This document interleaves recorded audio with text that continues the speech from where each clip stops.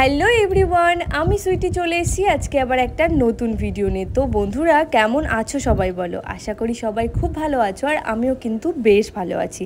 আর আজ তো বিশ্বকর্মা পুজো, আর আমাদের বাড়িতেও কিন্তু আজকে বিশ্বকর্মা পুজো হয়েছে। আর সকাল সকাল ঘুম থেকে উঠেই এই যে ঠাকুরের সব কিন্তু পুজোর জোগাড় করা শুরু হয়ে গেছে। আর এইদিকে আমাদের কিন্তু পুরোহিত মশাইও চলে এসছে। এই যে দেখো, ঘটে ঠিক কত সুন্দর স্বস্তিক চিহ্ন আঁকছিল।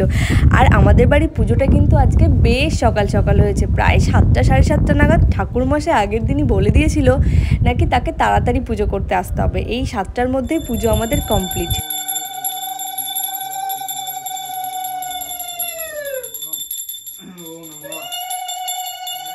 আমাদের পুজো শেষ হয়ে গেল, আর এখন আমরা যাচ্ছি গাড়ি পুজো দিতে আমাদের পার্কিংয়ে।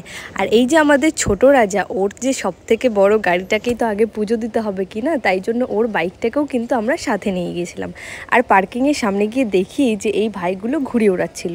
আসলে আজ তো বিশ্বকর্মা পুজো, আর বিশ্বকর্মা পুজোর দিন তো সবাই ঘুড়ি ওড়ায়, আর আমারও ঘুড়ি ওড়াতে কিন্তু বেশ ভালো লাগে। তাই আমিও ওদের সঙ্গে ঝটপট করে ঘুড়ি ওড়াতে শুরু করে দিয়েছিলাম। বেশ মজা হচ্ছিল।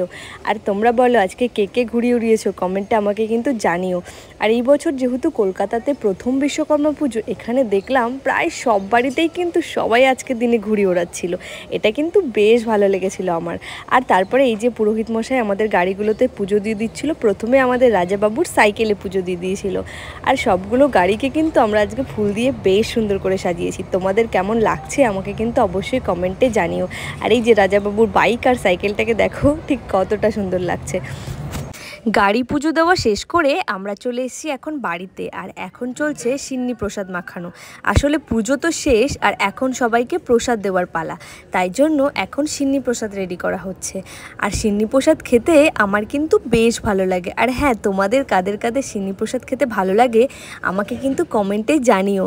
আর এখন চলছে থালাগুলোকে সুন্দর করে সাজানো। আসলে এই প্রসাদগুলোকে এখন আমাদের বাড়ির আশেপাশের সবাইকে আমরা দিতে যাব। আর প্রসাদের ছিল লুচি, সুজি, সিন্নি প্রসাদ, ফল, আরও অনেক কিছু। আর হ্যাঁ, তোমরা কিন্তু আমাকে অবশ্যই আজকে কমেন্টে জানাতে ভুলো না যে তোমাদের বিশ্বকর্মা পুজো ঠিক কেমন কাটলো। আমার কিন্তু বেশ ভালো লেগেছে।